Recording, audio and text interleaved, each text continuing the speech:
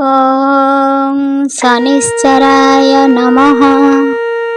नीलाञ्जनचलप्रेक्ष्यं रविसूनुं महाग्रहं छायाय गर्भसम्भूतं वन्दे भक्त्या शनैश्चर। दिने द्वारकापुरे देवी सत्यभामा पचारती श्रीकृष्ण को शनिर महिमा। कुहदेव शनिश्चर मेलार विधान केहि बा करि पाइछि कि फल मान। श्रीकृष्ण उवाच शुण सत्यभामा एबे कहिबा विस्तारी रविनंदनक कथा आद्य प्रांत करी। छाया देवींक गर्भरु जन्म लभिले ग्रहमंडल मध्यरे स्थान लाभ कले। पुणी सौराष्ट्र जन्मिले रुद्र घरे जाई सकल विद्या पढ़िले गुरु गृहे रही। महाग्रह हेले विष्णु बर लाभ करी राहु केतुंक संगरे मित्र भाव धरी। दिने आपणा प्रांतरे राहु केतु थिले बसिन अनेक कथा परामर्श कले। हेमंत समय भिक्षा करिबा निमन्ते अंध गोटी मिलिला जष्टि घेनी हाते। केणे जीवु अंध बोली शनि पचारंती अंडाली अंडाली केन्हे चाल नीति प्रति। कि करिबी कर्महीन अंध कहे धीरे ए दशा भोगुछि मुहि शनिंक पीड़ारे। शनि दशा पड़िबारु आखि गला फुटी सकल संपद गला लक्ष्मी गले तुटी। घर द्वार गला राहु महादशा हेतु सर्वनाश हेला अंतर्दशा हेतु केतु। पुओ को घेनी भारी जा पलायन गला मखबर बुझिबाकु केहि न रहिला। अंडाली अंडाली भिक्षा मागी मु चढ़ई मिलिले खाए नाही तो उपवासे थाई। 3 दिन हेला एबे उपवासे अछि भिक्षा करिबाकु जे सहर को जाउछि। शनि बोइले तू भल कथा शुणाइलु आंभ कार्य हेब बोली आशा दियाइलु। बजार जाउछु जे आंभ कथा मानी सौदा केतुटा आंभ पाई देबु आनी। अंध बोले किछि देखा जाऊ नाही मते ठकी नेले दोकानी मु जानिबी केमते। शनि बोइले भावना किछि नाही बाबू से जेते ठकु पछके किछि न कहिबु। दंड भोगिब ठकिब लोक पुणी परे मुक्ति लाभ तार जान तोहरी सेबारे। गुआ 3 गोटी खई कदली नड़िया आनिबु तैल खंडे पकाइण लुहा। आंभ ठारु निय 3 अणाटी पैसा सौदा करिण फेरी आसिबु सहसा। किपरि तेल आनिबी अंध पचारई शनि बोइले पतर ठुंगारे पुराई। हेमंत शुणी से अंध पैसा नेइण जाऊ जाऊ पथे ताकु दिसिला सामान्य। बजारे पहुंची आग सौदा किणिला तर तरे लुहा खंडे पकाइण देला। बांधिण गुआ कदली नड़िया को बाछि देखा जिबारु से भावे मने मने पांची।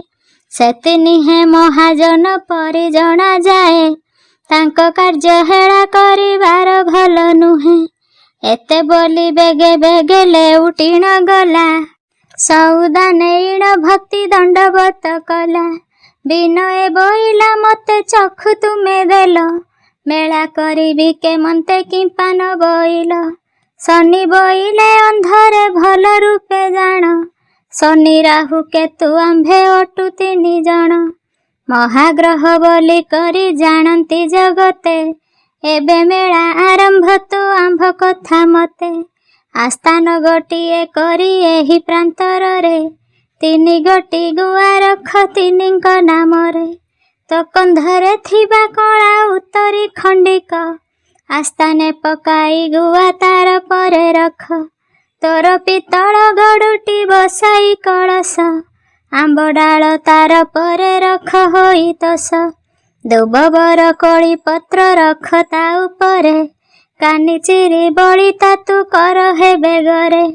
मूर्तिका प्रदीप करी तैल दिय भरी ଶନି କେତୁ ରାହୁ ନାମ ବଦନେ ଉଚ୍ଚାରି ଅଗ୍ନି ଲଗାଇ ଜଳାଅ ପ୍ରଦୀପକୁ ଖରେ ଶେଷେ ମେଳା କରାଇବୁ ବ୍ରାହ୍ମଣ ଡାକିରେ ହୋମ ଆମ୍ଭ ନାମେ 5 ମେଳା ତୁ କର ମେଳା ଶେଷେ ଗୁଆ ତୁ ଭସାଇ ଜଳର ଶେଷ ମେଳା କରାଇବୁ ବ୍ରାହ୍ମଣକୁ ଡାକି ହୋମ ଆମ୍ଭ ନାମେ ଦେବ ଆହୁତିକୁ ଟେକି ଆପଣା ବନ୍ଧୁ ପଡ଼ୋଶୀ ମାନଙ୍କୁ ଡକାଇ ଆରମ୍ଭିବୁ ମେଳା ରାତି ବେନି ଘଡ଼ି ଠାଇଁ ତେବେ ତ ବାଞ୍ଛିତ ଫଳ ନିଶ୍ଚୟ ପାଇବୁ ଏଥୁଆ ନ କଲେ ଜାଣ ଦୁଃଖେ ଦିନ ନେବୁ ଅନ୍ଧ ବୋଲେ ପ୍ରଭୁ ସର୍ବହରା ଅଟେ ମୁହିଁ କେଉଁଠି କରିବି ମେଳା ଘର ଦ୍ୱାର ନାହିଁ ବନ୍ଧୁ ବା କାହାନ୍ତି ସ୍ତ୍ରୀ ପୁତ୍ର ଛାଡ଼ି ଗଲେ ମଲେ କି ହଜିଲେ କିଛି ନ ଜାଣଇ ତିଳେ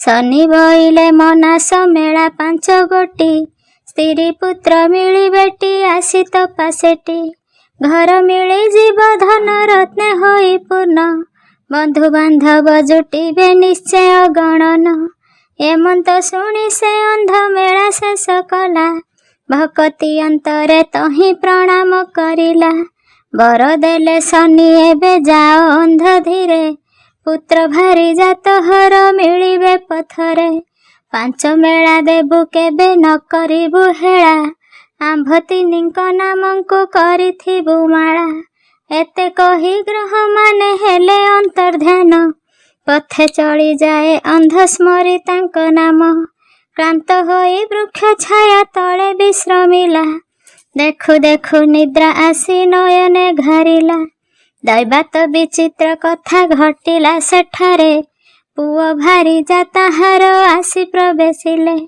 7 ଦିନ ହେଲା ଉପବାସ ହୋଇଛନ୍ତି ପେଟ ବିକଳ ନ ସହି ରୋଦନ କରନ୍ତି ଆହାରେ ଦଇବ ଅଟୁ ଏଡ଼େ ତୁ ଦାରୁଣ କିମ୍ପା ଦେଇଛୁ ଆମ୍ଭଙ୍କୁ ଏ ଘୋର କଷଣ ମନୁ ମଙ୍ଗରାଜ ଘର ଦ୍ୱାର ସବୁ ନେଲା ମଙ୍ଗୁ ପାଇ କରା ଗ୍ରାମରୁ ଯେ କାଢ଼ି ଦେଲା ଆଶ୍ରେ ନେଲୁ ଆମ୍ଭେ ଯାଇ ମଣି ଓଝା ଘରେ ଭିକ୍ଷା ମାଗି ଚଳୁଥିଲୁ ଭୋକ ଉପାସରେ ସେଠା ବରେ ପାଇ କରା ହାଣ୍ଡି ଭାଙ୍ଗି ଦେଲା ଗ୍ରାମ ଲୋକଙ୍କୁ ଲଗାଇ ମାଡ଼ ମରାଇଲା ବୁଲୁ ଅଛୁ ଆଜି ଦିନ ପେଟ ବିକଳରେ ବାଳକ କାନ୍ଦି ମନେ ଦୁଃଖ ଆକୁଳରେ କି କରିବି କେଣେ ଯିବି ବୁଦ୍ଧି ନ ଦିଶଇ आहे प्रभु दया कर ब्रह्मांड गोसाई निदरु उठिण अंध शुणी से रोदन धाइण देखिला पुत्र नारींक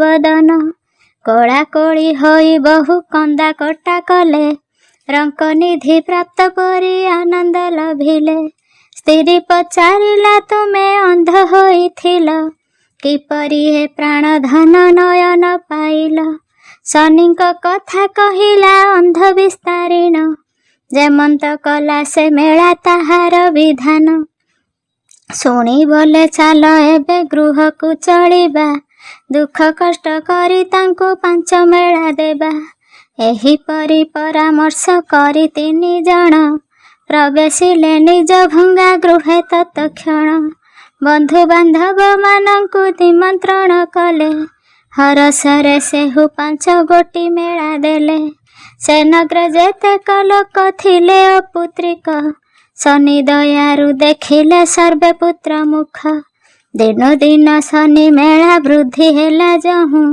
से नगर जमीदार क्रोध बहितहु आज्ञा देले जेहु शनि मेला आचरिब एठारे से घर करी रही न पारिब मंगु पाई करा अटे नगर सरदार ताकु डकाई पुणी से कहे बारंबार आहे सरदार जे शनि मेला करुथिब तुम्भे जाइण ताहाकु भांगी पकाइब एभली तागिदा शुणी सर्वे डरी गले जमीदार भये केही मेला न करिले हरि साहू एका काहाकु न मानिला बंधु बांधव डकाई मेला आरंभिला पाई करा लोक मुखु पाइण संधान प्रवेश होइले मेला मंडपे जाइण हरि साहू को से गाली देले अति क्रोधे ବୋଇଲା ଜମିଦାରକୁ ନ ମାନିଲୁ ଗର୍ବେ, ତେଣୁ ତ ଅପରାଧ ଆଡ଼ ନହିବ ମାର୍ଜନା, ଦେବୁ 500 ଟଙ୍କା ନିଶ୍ଚୟ ଜରିମାନା। ମେଳା ଆସ୍ଥାନକୁ ଭାମ୍ବି ଫୋପଡ଼ାଇ ଦେଲା, ସେଠାରେ ଥିବା ଲୋକଙ୍କୁ ମାଡ଼ ମରାଇଲା। ନିଜ ପୁତୁରାକୁ ଡାକି ନେଲା ନିଜ ଘରେ, ଶୋଇଲା ଆନନ୍ଦେ ଯାଇ ଖଟ ସୁପାତିରେ। ଶନି କ୍ରୋଧ କଲେ ତାର ହେଲା ଅମଙ୍ଗଳ, ଦୁର୍ଦ୍ଦଶା ପଡ଼ିଲା ଯେବେ ହୋଇଲା ସକାଳ। ଗାଧୋଇବା କାଳେ ସେହୁ ଜଳେ ବୁଡ଼ିଗଲା, 3 ଦିନ ପରେ ପୁଣି ଶ୍ୱାସରେ ପଡ଼ିଲା।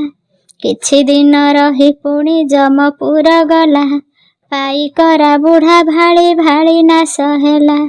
ଜମିଦାରଙ୍କ ଦୁର୍ଦ୍ଦଶା କହିଲେ ନ ସରେ, ଧନ କିଛି ନ ରହିଲା ଭଣ୍ଡାର ମଧ୍ୟରେ। ଜର ରୋଗ ଝାଡ଼ା ବାନ୍ତିରେ ଆକ୍ରାନ୍ତ ହୋଇ, ବଂଶପଦା ହେଲା ଔଷଧ ନ ମାନଇ। କେତେ ଧାନ ସଞ୍ଚିଥିଲା ଅମାର ଭିତରେ, ମୂଷା ବହି ନେଲେ ସବୁ ମାସ ଗୋଟିକରେ। ହାହାକାରେ ଜମିଦାର କାନ୍ଦି ମରୁଥିଲା, ଦୈବ ଦିନେ ଶନି କଥା ମନେ ପଡ଼ିଗଲା। ତହୁଁ ବିଚାରେ ମୁଁ ହେଲି ଶନିଶ୍ୱର ଦ୍ରୋହୀ, ତେଣୁ ଏ ଦଣ୍ଡ ଭୋଗିଲି ନିଶ୍ଚୟ ଜାଣିଲଇ। ଆହେ ମହାଗ୍ରହ ମୋର ଦୋଷ କ୍ଷମା କର, ତୁମ୍ଭ ମେଳା ମନା ସୂଚି କରିବି ଏଥର। ଏତେ ଭାଳି ଡକାଇଲେ ସେ ହରି ସାହୁକୁ, ବିଧିରେ ପୂଜିଲା ଶନିଶ୍ଚର ଯେ ଗ୍ରହଙ୍କୁ। ଖଇ କଦଳୀ ନଡ଼ିଆ 3 ଗୋଟି ଗୁଆ, ତୈଳ ଜଳିଲା ମାଟି ଦୀପେ ଥାପି ଲୁହା। 5 ମେଳା ନିଜ ଗୃହେ ନିଜେ ନିଜେ କଲା, ଶେଷ ମେଳାକୁ ବ୍ରାହ୍ମଣ ହାତେ କରାଇଲା। ବନ୍ଧୁ ବାନ୍ଧବ ମାନଙ୍କୁ କଲା ନିମନ୍ତ୍ରଣ, ଶନିଗ୍ରହ ନାମେ ହୋମ ଆହୁତି ପ୍ରଦାନ। କରି ମେଳା ବଢ଼ାଇଲା କରି ବହୁ ସ୍ତୁତି, ଦୋଷ କ୍ଷମା କର ବୋଲି ସାଷ୍ଟାଙ୍ଗେ ପ୍ରଣତି। ମେଳା ଶେଷେ ସେଠାରେ ଯେ ବାଣ୍ଟିଲା ପ୍ରସାଦ, ଖାଇ ପିଇ ଗଲେ ସର୍ବେ ଲଭିଣ ଆନନ୍ଦ। ସେ ମେଳାକୁ ଯାଇଥିଲା ଏକ କୁଷ୍ଠ ରୋଗୀ, ନାମ ସଦାନନ୍ଦ ତାର ଜାତିରେ ସେ ଯୋଗୀ। ମନାସି କହିଲା ଆହେ ଗ୍ରହରାଜ ଶନି, ଶ୍ରୀଚରଣେ ଏକମାତ୍ର କରୁଛି ମାଗୁଣି। ପୂର୍ବ ପାତକ ମୋହର କରିଣ ବିନାଶ, ଘୁଞ୍ଚାଇ ଦିଅ ଶରୀରୁ ମୋର ରୋଗ କ୍ଲେଶ। ଏତେ ବୋଲି ଭକ୍ତି ଭରେ ପ୍ରଣିପାତ ହେଲା, ହୋମ ପାଉଁଶକୁ ଆଣି ସର୍ବାଙ୍ଗେ ବଳିଲା। ଶିରେ ଢାଳିଲା କଳସ ଜଳକୁ ନେଇଣ, ତହିଁ ପ୍ରେମରେ ଖାଇଲା ପ୍ରସାଦ ମାଗିଣ। ଶନି ରାହୁ କେତୁଙ୍କୁ ଯେ ସ୍ତୁତି ବାକ୍ୟ କହି, ମନାସିଲା ଯେବେ ରୋଗ ମୁକ୍ତ ହେବି ମୁହିଁ। ଆହେ ଶନିଶ୍ଚର ଯେବେ କୃପା ମୁଁ ପାଇବି, ନିଶ୍ଚୟ ମନାସିଲି 5ଟି ମେଳା ଦେବି। ଏହିପରି କିଛି ଦିନ ଗତ ଯହୁଁ ହେଲା, ସଦାନନ୍ଦକୁ ଯେ କୃପା କଲେ ରବିବାଳା। ଦେଖୁ ଦେଖୁ ଶରୀରରୁ ଘା ଶୁଖି ଯାଇ, ଛିଣ୍ଡିଥିବା ଅଙ୍ଗମାନ କଅଁଳ ଆସଇ।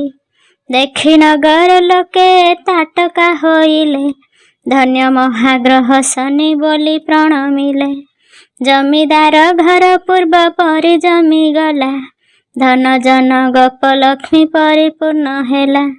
ଦିନକୁ ଦିନ ମେଳା ସେ ହେଲା ବିବର୍ଦ୍ଧନ, ଭକ୍ତିରେ ପୂଜିଲେ ଶନିଶ୍ଚର ନଗ୍ରଜନ। ନଟିଆ ବାରିକ ନାମେ ଥିଲା ଜଣେ ଲୋକ, 3 ବିଭା ହେଲା ନ ଦେଖିଲା ପୁତ୍ର ମୁଖ। ତେଣୁ ସେ ଶନିଶ୍ଚରଙ୍କୁ ବିନୟ ଜଣାଇ, ବୋଲେ ଭୋ ଦେବ ମୋ ମନ ଆଶା ନ ମେଣ୍ଟଇ। 3 ବିଭା ହେଲି ତେବେ ନହିଲା ବାଳକ, ତୁମ ଦୟାରୁ ଦେଖିବି ଯେବେ ପୁତ୍ର ମୁଖ। ତେବେ 5 ମେଳା ମୁହିଁ ଦେବି ଭକତିରେ, ଏତେ ବୋଲି ପ୍ରସାଦ ଯେ ମାଗି ନେଲା କରେ। 3 ଭାରି ଯାଙ୍କୁ ବାଣ୍ଟି କହେ ଧୀର ମନେ, ମାନସିକ କରି ଖାଅ ଶନିଶ୍ଚର ନାମେ। ନିଶ୍ଚୟ କୁମର ହେବ ନାହିଁଟି ସନ୍ଦେହ, ବଡ଼ ଭାରି ଯା ଚିଡ଼ିଣ କହେ ଯାଅ ଯାଅ। ସାନକୁ ଦିଅ ତୁମର ଅଟେ ସେ ସୋହାଗୀ, ମୋର ଲୋଡ଼ା ନାହିଁ ପୁଅ ଅଟେ ହତ ଭାଗୀ। ମଝିଆଣି ନେଇ କେବେ ହେଲେ ନ ଖାଇଲା, ଲୁଚାଇ ଖତ ଗଦାକୁ ରାତ୍ରେ ଫିଙ୍ଗିଦେଲା। ସାନ ନାମ ଯେ ଅହଲ୍ୟା, ଯେ ଅଲି ଅଳି ବାଳି, ପାଇ ପ୍ରସାଦ ଶନିଙ୍କୁ ହେଲାନି ଉଛାଳି। ସେ ପାଞ୍ଚ ମେଳା ସେ ମନା ଆସିଲା, କିଛି ଦିନ ପରେ ପୁଣି ରଜବତୀ ହେଲା। ଶନିଶ୍ଚର ପାଦେ ଚିତ୍ତ ରଖି ସ୍ୱାମୀ ସଙ୍ଗେ, ବିହରିଲେ ପୁତ୍ର ଆସେ ହାସ୍ୟର ସରଙ୍ଗେ। ଗର୍ଭ ସଞ୍ଚରିଲା ଅଙ୍ଗ ଲାଗିଲା ଅଳସ, ସପତଣୀ ମାନେ ଦେଖି ହୋଇଲେ ବିରସ। ବିଚାରନ୍ତି ଗୁପ୍ତେ ୟାକୁ ପକାଇବା ମାରି, ମୁଖରେ ମଧୁର ଥାଏ ଅନ୍ତରେ କତୁରୀ।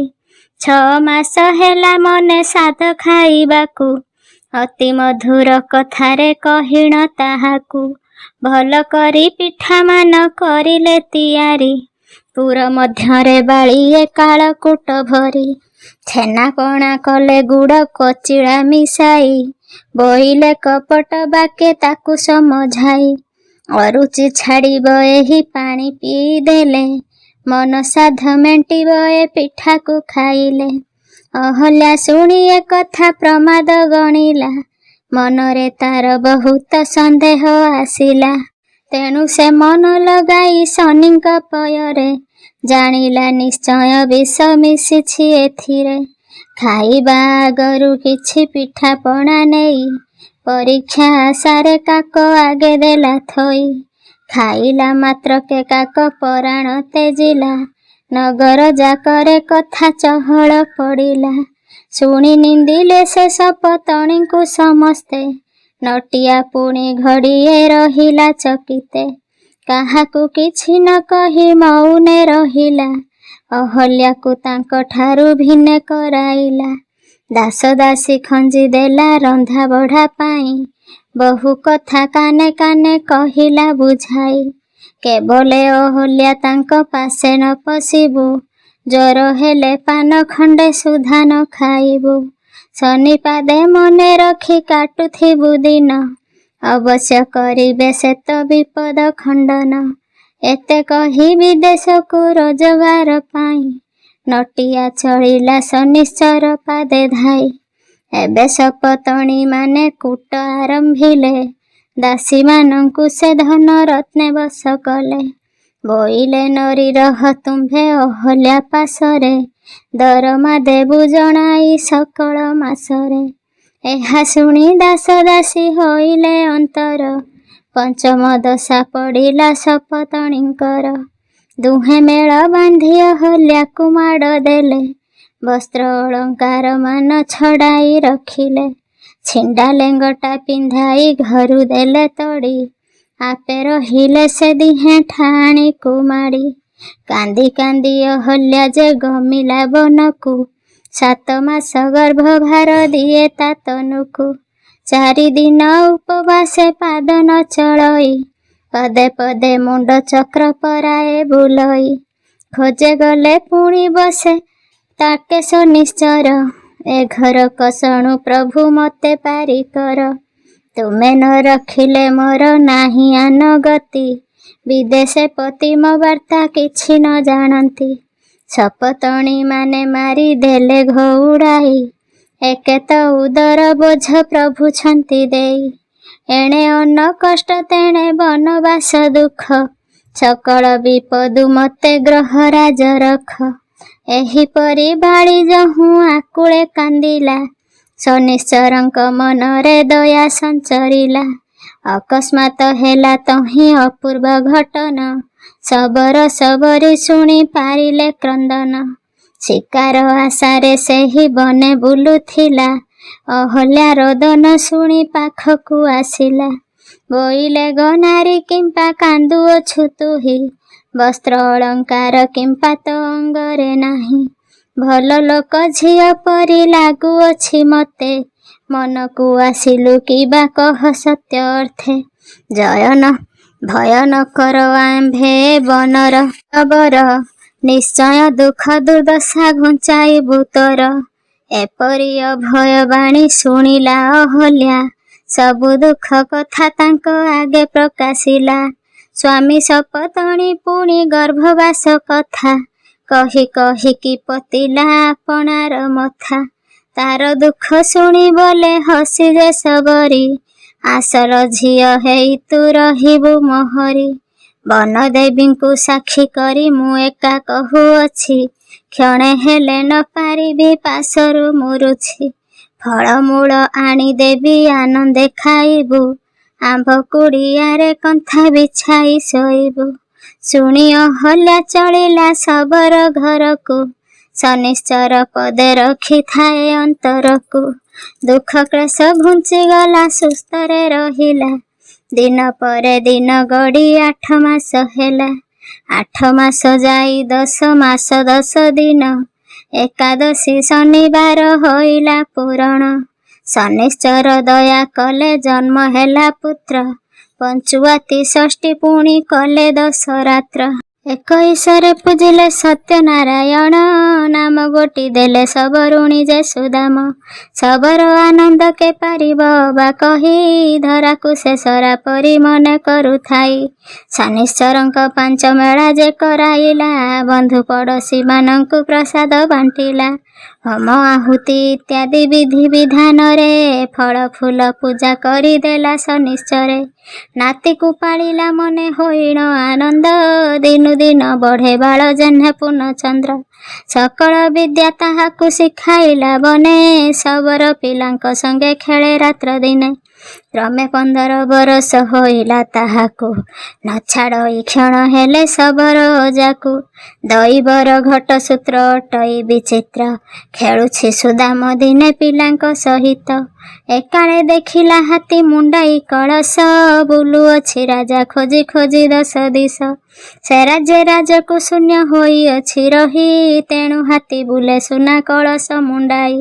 जहा मुंडे ढाली बसे राज्य हेब राजा घटिबे ता पाद तले सकल परजा अकस्मात पाट हाथी आसीन पलासी सुदाम मुंडे ढालिला सुवर्ण कलसी राजभृत्य माने ताकु समादर करी हाथी रे बसाई घेनी गले मद भरी पात्र मंत्री डकाई से अभिषेक कले से दिन सुदाम तो ही राजा बोलाइले पाखरे बसी भृत्यंकु बिहिले आदेश जाओ बेगे मातांकु मोहर घेनी आस सबर सबरुणी मो जाई जान ताकु छाड़ी न आसीब हेतु करी आण आज्ञा पाई डगराजे बेगे चली गले यानरे बसाई 3 जनंकु आनिले शनि दयारु अहल्या रहिला सुखरे पुत्र तार राजा होई बसिला गादीरे एथु अंते शुण सपतणीक दुर्दशा नटिया विदेशु फेरी आसिला सहसा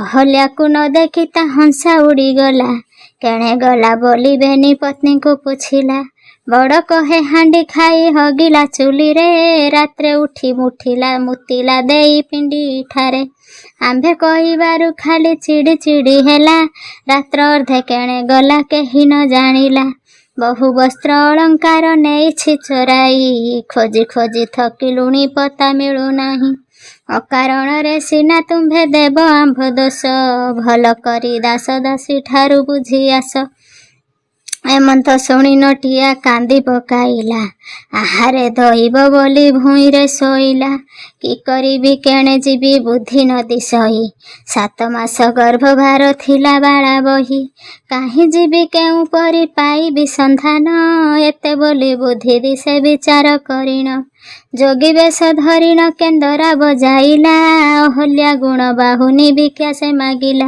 किछि दिने पहुँचिला अवंती नगरे सुदाम होइछि राजा सेही नगरी रे रात्रे आश्रा नेला सेही धर्मशाला रे प्रभाते शनिश्चरंकु चिंतिण अंतरे शनि राहु केतुंकु से प्रणाम करिला मने मने 5 मेला मानसिक कला पुआ भारी जाकु प्रभु दिय हे मिलाई पाइले आनंदे मेला करिबी गोसाई एते बोली केन्दरा रे मिलायण स्वर राजतरण रे नट प्रवेश सतर अहल्यार गुण गाई केन्दरा घसंते जमा होई गले बहु लोक राजपथे जे शुणिला गीत तार हेला से मोहित धन्य धन्य प्रशंसा रे शुभिला बहुत अंतपुरे राजमाता थिले कार्य व्यस्त दौड़ी आसिले छाड़ी शुणिबाकु गीत ଦାସୀ ମାନେ ମନ କନ ଡେରି ଶୁଣୁଥାନ୍ତି, ପତିଙ୍କୁ ଚିହ୍ନି ବୋଇଲେ ସେ ଅହଲ୍ୟା ସତୀ। ଏକି ସେହି ନଟ ମୋର ବାଞ୍ଛା କଳ୍ପତରୁ, ଯୋଗୀ ହୋଇଅଛି ଆଜି ପ୍ରିୟା ବିଚ୍ଛେଦରୁ। ନଟକ ଏ ତୁହିକି ମୋ ଅହଲ୍ୟା ସୁନ୍ଦରୀ, ରହିଅଛୁ ଦୂରେ ମୁହଁ ଛପା ଦେଇ କରି। ଲୋତକ ବହିଲା ନେତ୍ରୁ ଉଠେ ପ୍ରେମ ଛାସ, କଳା କୋଳି ହେଲେ ଦୁହେଁ ତୁଟିଗଲା କ୍ଲେଶ। ରାଜକଟୁଆଳ ମାନେ ଦେଖିଏ ଘଟଣା, ଯୋଗୀକି କହିଲେ କରି ବହୁ କଟକଣା। ଆରେ ଦୁରାଚାର ତୋର ଏଡ଼େଇ ଦିମାକ, ରାଜମାତାଙ୍କୁ ଛୁଇଁଲୁ ନାହିଁ ତିଳେ ଦକ। ଏତେ ବୋଲି ବାନ୍ଧି କରି ବେଗେ ଘେନି ଗଲେ, ନଗର ବାହାର କାରାଗାରେ ପୁରାଇଲେ।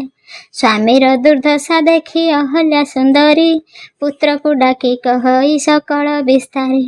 ପିତାର ଆଗମ ଶୁଣି ରାଜା ଖୁସି ହେଲେ, ଆପଣା ପିତାକୁ ବଳିସାକୁ ଅଣାଇଲେ। ନମସ୍କାର କରି ପିତା ପୟରେ ସୁଦାମ, ବୋଇଲାବ ପିତା ମୋର ଅପରାଧ କ୍ଷମ।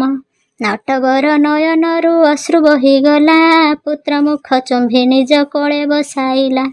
ଜୟ ଶନିଶ୍ଚର ମହାଗ୍ରହ ବୋଲି କହି, ନାଚିଲା ନଟିଆ ତହିଁ କର ତାଳି ଦେଇ। ଆଦ୍ୟ ପ୍ରାନ୍ତ ସବୁ କଥା ପୁତ୍ରକୁ କହିଣ, ବୋଲେ ଶନିଶ୍ଚର ମେଳା କର ଆୟୋଜନ। ତାଙ୍କ କରୁଣା ହେବାରୁ ତୁମ୍ଭଙ୍କୁ ପାଇଲି, ଏ ଅମର ଜଗତରେ ଧନ୍ୟ ବୋଲାଇଲି। ପୁଣି ରାଜା 5 ଗୋଟି ମେଳା କରାଇଲେ, ବିଧି ବିଧାନେ ଆହୁତି ମାନ ଦିଆଇଲେ।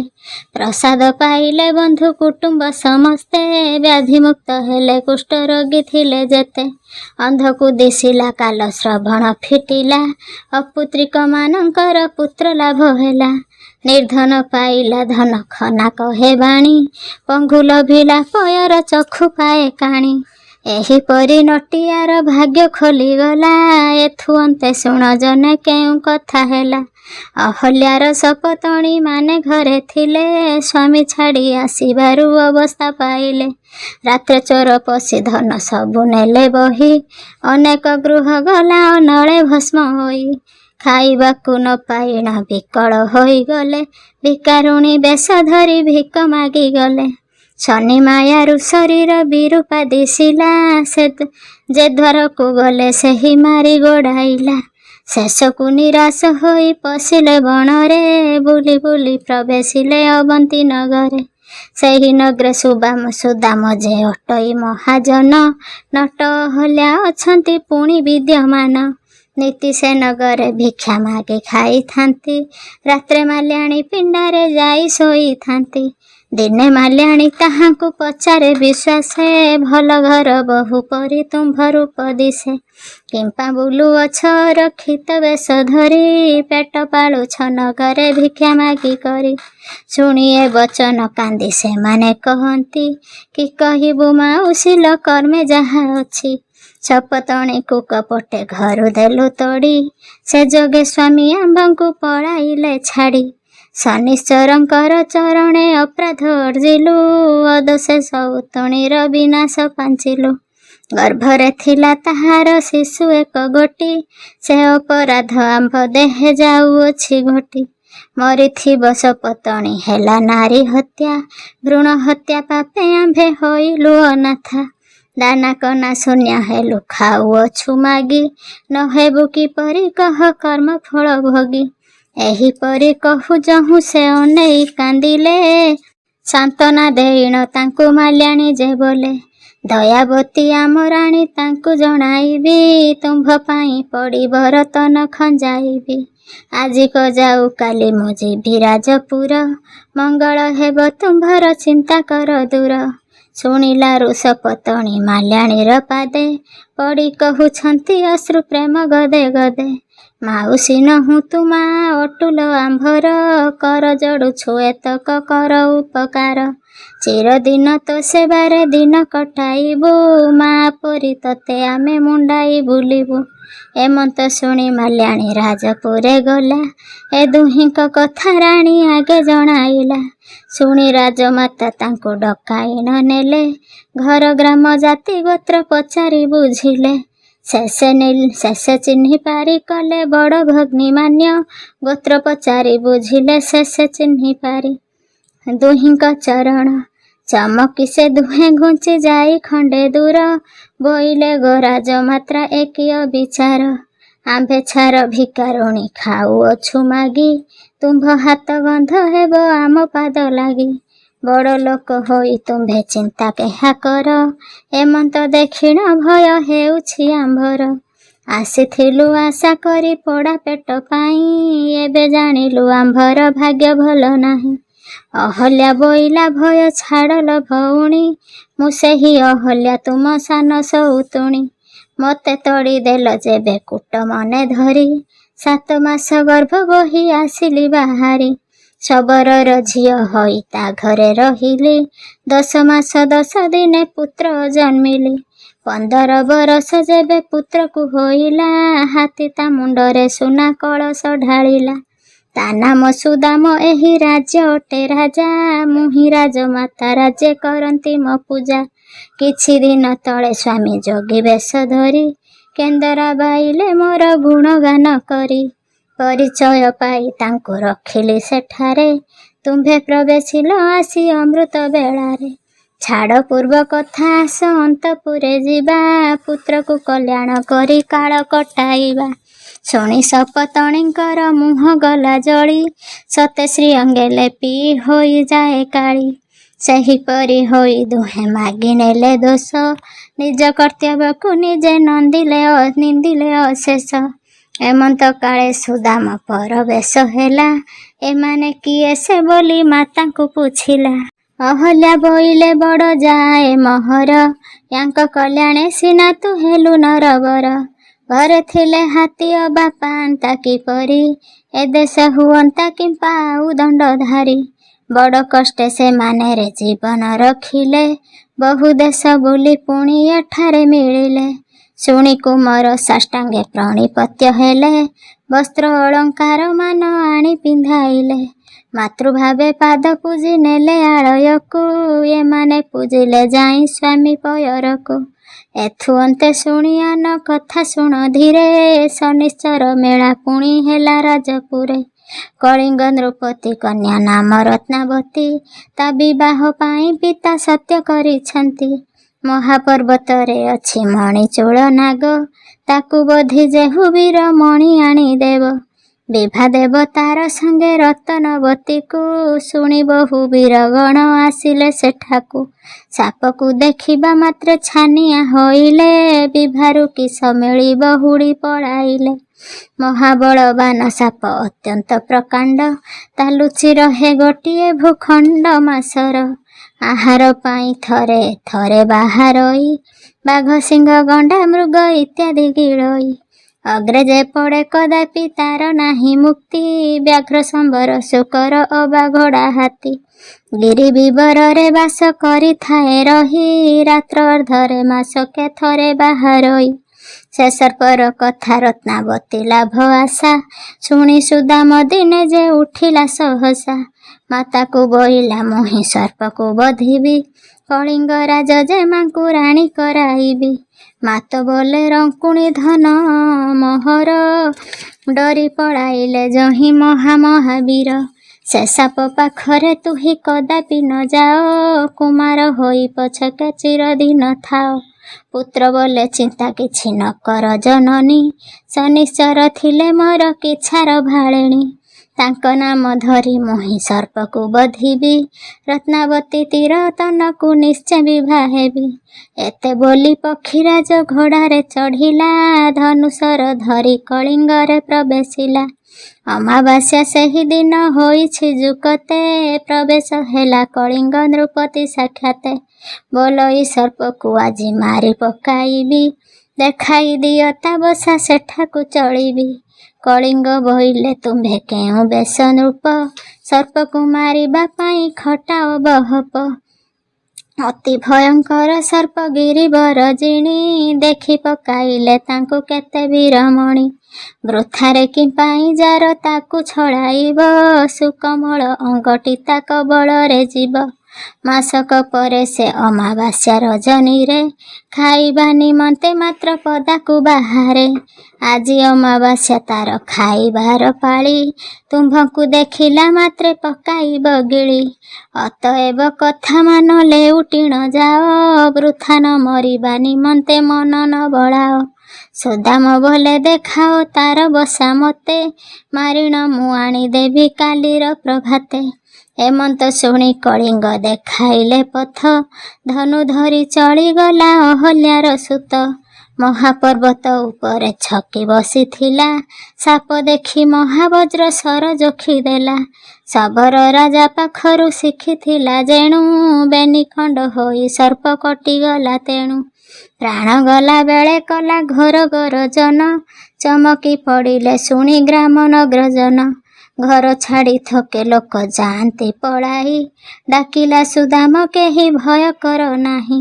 ସର୍ପକୁ ମୁଁ ମାରିଅଛି ନିକ୍ଷେପିଣ ସର, ତେଣୁ ଗରଜି ପ୍ରାଣ ଛାଡ଼ିଲା ତାହାର।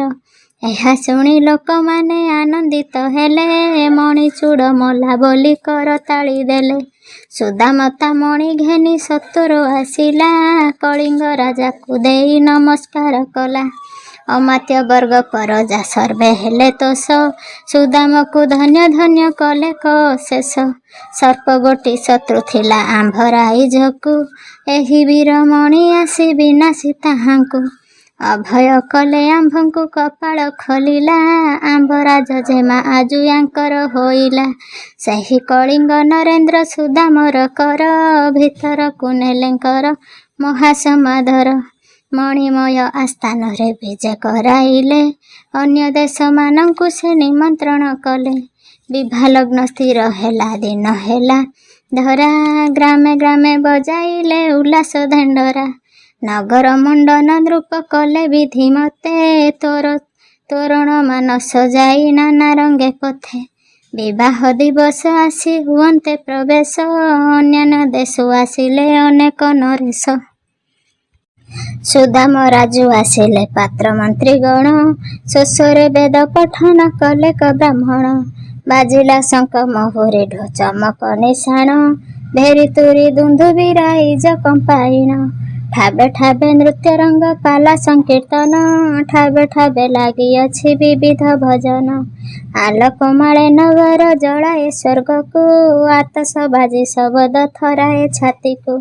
ଇନ୍ଦ୍ର ସଭାକୁ ବଳିଣ କଳିଙ୍ଗ ମଣ୍ଡଳୀ, ଦର୍ଶକ ମନ ନୟନ ନେଉଅଛି ଟାଣି। ରତନ ବେଦୀରେ ବର କନ୍ୟା ବସାଇଲେ, ମନ୍ତ୍ର ପଢ଼ି ଦ୍ୱିଜ ଗଣ ବିଭା ବଢ଼ାଇଲେ। ବିମାନେ ବସାଇ ନଗ୍ର ଆଣିଲେ ବୁଲାଇ, ପଞ୍ଚଗ୍ରାସ କରାଇଲେ ବର କନ୍ୟା ନେଇ। ବିବିଧ ମିଷ୍ଟାନ ଖାଦ୍ୟ ସାମଗ୍ରୀ ସମ୍ଭାର, ଖାଇଲେ ସକଳ ଲୋକ କରି ଭରପୁର। ମାଗନ୍ତା ମାନେ ନିଅନ୍ତି ଥାଳି ପୂର୍ଣ୍ଣ କରି, ଅଇଁଠା ପତ୍ର ଚାଟନ୍ତି କୁକୁର କୁକୁରି। ଝଗଡ଼ା ମେଣ୍ଟିଲା ଏବେ ବର ବାହୁଡ଼ାକି, ଲାଗଇ ଧାଁଦ ପଡ଼ ଏଣିକି ତେଣିକି।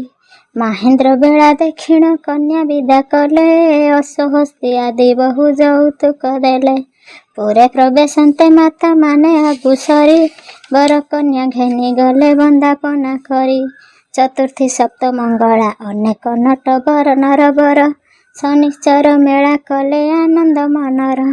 ବହୁ ଲୋକ ଆସିଥିଲେ ନିମନ୍ତ୍ରଣ ପାଇ, ମେଳା ଶେଷେ ଗଲେ ଚଳି ପରସାଦ ନେଇ। ଏମନ୍ତ ସମୟେ ଏକ ଧନୀ ସଦାଗର, ବଲଇ ଘେନି ସାଗରେ ଯାଉ ଯାଉ ତାର। ବୋଇତ ଖଣ୍ଡିକା ବୁଡ଼ିଗଲା ତୋଫାନରେ, ମାଝିମାନେ ପଳାଇଲେ ପ୍ରାଣ ବିକଳରେ। ସୌଦାଗର ତାଙ୍କ ସଙ୍ଗେ ପଳାଇ ଆସିଲା, ରାଜାଙ୍କର ଶନିଶ୍ଚର ମେଳାକୁ ଦେଖିଲା। ପଚାରିଲେ ଏ ମେଳାର ନିୟମ କିପରି, ନଗ୍ର ଲୋକ ବୁଝାଇଣ କହିଲେ ଯେପରି। ପଞ୍ଚ ଶନିବାରେ ପାଞ୍ଚ ମେଳା କରାଇବ, ଶେଷ ମେଳା ଦିନ ବିପ୍ର ଡକାଇ ପୂଜିବ। ହୋମ କରି ନବଗ୍ରହ କେତୁଙ୍କ ନାମରେ, ଘୃତ ଆହୁତି ପ୍ରଦାନ କରିବ ଅଗ୍ନିରେ। ବନ୍ଧୁ ବାନ୍ଧବ ପଡ଼ୋଶୀ ମାନଙ୍କୁ ଡାକିବ, ଖଇ କଦଳୀ ନଡ଼ିଆ ଭୋଗ କରାଇବ। ଏପରି କଲେ ମାନସ ହୋଇବ ପୂରଣ, ଶୁଣି ଛଟପଟ ହେଲା ସୌଦାଗର ମନ। ଶନିଶ୍ଚରଙ୍କୁ ଭକ୍ତିରେ ପ୍ରଣାମ ସେ କଲା, ଜାହାଜ ଉଠୁ ଜଳରୁ ଆହେର ବିବଳା। ପାଞ୍ଚ ଗୋଟି ମେଳା ମୁହିଁ ମାନିଲି ତୁମ୍ଭର, ମନ ପୂର୍ଣ୍ଣ ହେଲେ ମେଳା କରିବି ନିଜର। ଏମନ୍ତେ ମନସ୍ଥ କରି ସମୁଦ୍ରକୁ ଗଲା, ବୁଡ଼ିବା ବୋଇତ କୂଳେ ଲାଗିଛି ଦେଖିଲା। ମନ ଗଗନେ ଉଡ଼ିଲା ତାର ହେମ ଶଶୀ, ଧନ୍ୟ ଶନିଶ୍ଚର ବୋଲି ବହୁତ ପ୍ରଶଂସୀ। ନିଜ ରାଜ୍ୟ ଚଳିଗଲା ବୋଇତ ଚଳାଇ, ଶନିଶ୍ଚର ମହିମା ପ୍ରଚାର କଲା ସବୁ ଠାଇଁ। ପାଞ୍ଚ ମେଳା କଲା ପୁଣି ବିଧି ବିଧାନରେ, ଯେତେ ଦୁଃଖୀ ରୋଗୀ ରହିଥିଲେ ସେ ନଗରେ। ସକଳ ଆରୋଗ୍ୟ ହେଲେ ପ୍ରସାଦ ପାଇଣ, ଅପୁତ୍ରିକ କଳେ ପୁଣି ଧରିଲେ ନନ୍ଦନ। ସର୍ବେ ମାନସିକ କରି ମେଳା ଆରମ୍ଭିଲେ, ଧନ ଜନ ଗୋପଲକ୍ଷ୍ମୀ ପ୍ରାପ୍ତ ହୋଇଲେ। କାଳକ୍ରମେ ପୁଣି ଲୋକେ ନାସ୍ତିକ ପଣରେ, ନ ମାନିଲେ ଯହୁଁ ମେଳା ଥିଲା ଗୋପନରେ। 1352 ସାରେ ହୋଇଲା ପ୍ରଚାର, କଟକ ଜିଲ୍ଲା ଉରାଳି ଗ୍ରାମେ ହେତୁ ଘର। ଲକ୍ଷ୍ମୀଧର ନାମେ ଥିଲା ଗୋଟିଏ ଯୁବକ, ଝିଙ୍କର ଗ୍ରାମରେ ପୁଣି ଥାଏ କନ୍ୟା ଏକ। ନାମ ତାର ଚନ୍ଦ୍ରାବତୀ ଇନ୍ଦ୍ର ପରି ମୁଖ, ପିତା ମାତା ହରାଇଣ ପାଇଥିଲା ଦୁଃଖ। ଦିନେ ଲକ୍ଷ୍ମୀଧରକୁ ସେ ଦେଖି ସ୍ନାନ ଘାଟେ, ଶନିଶ୍ଚର ଚିନ୍ତା କରି ମନର ଉଚାଟେ। ବଇଲା ଏ ଲକ୍ଷ୍ମୀଧର ହୁଅନ୍ତା ମକାନ୍ତ, ତୁମ୍ଭ ପାଞ୍ଚ ମେଳା ଦେ ମୁହିଁ କରନ୍ତି ବେକତ। ଏହିଭଳି ଭାଳି ଭାଳି ଗୃହକୁ ଚଳିଲା, ଲକ୍ଷ୍ମୀଧର ନିକଟକୁ ପତ୍ରକ ଲେଖିଲା। ଶନିଶ୍ଚର ସାକ୍ଷୀ ରଖି ପତି ରୂପେ ମୁହିଁ, ବରିଛି ସେଦିନ ସ୍ନାନ ଘାଟେ ମିଥ୍ୟା ନାହିଁ। ପତ୍ର ପାଇ ଲକ୍ଷ୍ମୀଧର ଆନନ୍ଦିତ ହେଲା, ଲେଉଟି ପତ୍ର ତାହାକୁ ଏମନ୍ତେ ଲେଖିଲା। ଆଗ ପ୍ରିୟେ ତୁମେ ମୋର ହୋଇଲ ବନିତା, ବିଭା ହୋଇବି ତୁମକୁ ନିଶ୍ଚୟ ଏ କଥା। ଦୁହିଁଙ୍କର ମନ କଥା ଦୁହେଁ ଜାଣି ନେଲେ, ତହୁଁ ମନ କଥା ନିଜ ଘରେ ପ୍ରକାଶିଲେ। ଚନ୍ଦ୍ରାବତୀର ଖୁଡ଼େଇ ଖୁଡ଼ୁତା ଶୁଣିଣ, ରାଗେ ତମ ତମ ହୋଇ ହେଲେ ଫଣ ଫଣ। ଅଜା ଆଈ ଶୁଣି ଯେତେ କଲେ ନାହିଁ ନାହିଁ, ଚନ୍ଦ୍ରାବତୀ ପଣ କେବେ ଟଳିତ ନ ଯାଇ। ଅଜା କହେ ବଡ଼ ଘରେ ବିଭା କରିଦେବି, ବହୁତ ଜାନ ଯୌତୁକ ମାନ ଦିଆଇବି। ଚନ୍ଦ୍ରାବତୀ କହେ ମୋର ଲୋଡ଼ା ନାହିଁ ଧନ, ଲକ୍ଷ୍ମୀଧର ପଦେ ବିକି ଦେଇଛି ଜୀବନ। ମରିବି ପଛକେ ତାହା ବିନା କାହା କର, ନ ଧରିବି ସତ୍ୟ କରି କହୁଛି ତ୍ରିବାର। ଏହିପରି ବହୁ ଗୋଳ ଘାଣ୍ଟିକା ଲାଗିଗଲା, ଉଭୟ ପକ୍ଷରୁ ଯେତେ ବିରୋଧ ଆସିଲା। କାହିଁରେ ଟଳିଲେ ନାହିଁ ସେ ବେନିପରାଣୀ, ଗୋପନେ ମିଳନ ହେଲେ କେ କିଛି ନ ଜାଣି। ଲକ୍ଷ୍ମୀଧର ଘରେ ଯାଇ ଚନ୍ଦ୍ରା ପ୍ରବେଶିଲା, ତେଣୁ ଲକ୍ଷ୍ମୀଧର ବିଭା ଆୟୋଜନ କଲା। ଯେତେ କୂଟ ଭିଆଇଲେ କୁଟୁମ୍ବ ତାହାର, ସକଳ ଖଣ୍ଡନ କଲେ ଦେବ ଶନିଶ୍ଚର। ଦୁହେଁ ବିଭା ହୋଇ ଅତି ଆନନ୍ଦେ ରହିଲେ, ଶନିଶ୍ଚରଙ୍କୁ ଦୁହେଁ ପ୍ରାର୍ଥନା ଯେ କଲେ।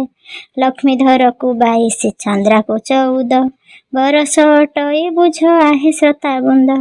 ଲାଗି ଲାଗି ଲୋକମାନେ ନିରାଶ ହୋଇଲେ, ଶନିଶ୍ଚର ସବୁ କୂଟ କାଟି ପକାଇଲେ। ମନକାମନା ପୂରିଲା ଦୁହିଁଙ୍କର ଯହୁଁ, ପାଞ୍ଚ ମେଳା ଶନିଶ୍ଚରଙ୍କର କଲେ ସେହୁଁ। ସେହି ଦିନ ଠାରୁ ପୁଣି ସକଳ ଜାଣିଲେ, ଗ୍ରାମେ ଗ୍ରାମେ ମାନସିକ ରଖି ମେଳା କଲେ। କେତେ ମନସ୍କାମ ପୂର୍ଣ୍ଣ କଲେ ଶନିଶ୍ଚର, କେତେ ଅପୁତ୍ରିକ ନର ପାଇଲେ କୁମର। କେତେ ଛୋଟା କେମ୍ପାକୁ ଯା ଆରୋଗ୍ୟ ଲଭିଲେ, କେତେ ଅନ୍ଧ ଚକ୍ଷୁ ପାଇ ଜଗତ ଦେଖିଲେ। ଏହିପରି ଅଟେ ଶନିଶ୍ଚରଙ୍କ ମହିମା, କେ କହିପାରିବ ତାଙ୍କ ମହିମାର ସୀମା।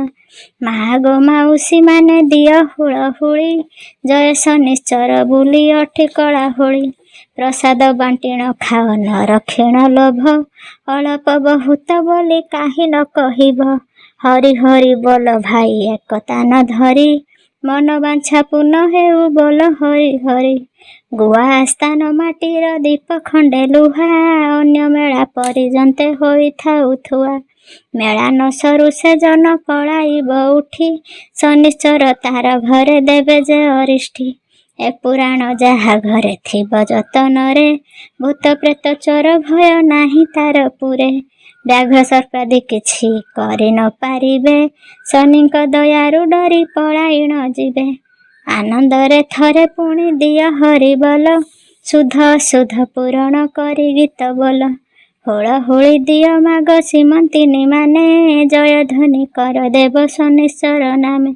समाप्त ହେଲା ଏ ମେଳା ବିଧି ବିଧାନରେ ବୀର କିଶୋର ଶନିଙ୍କୁ ଚିନ୍ତ ଶନିବାରେ ଲେଖିଲା ଏ ମେଳା ଭକ୍ତିରେ ମନ ଦେଇ ଜୟ ରବି ନନ୍ଦନ ହେ ହୁଅନ୍ତୁ ସଦଇ।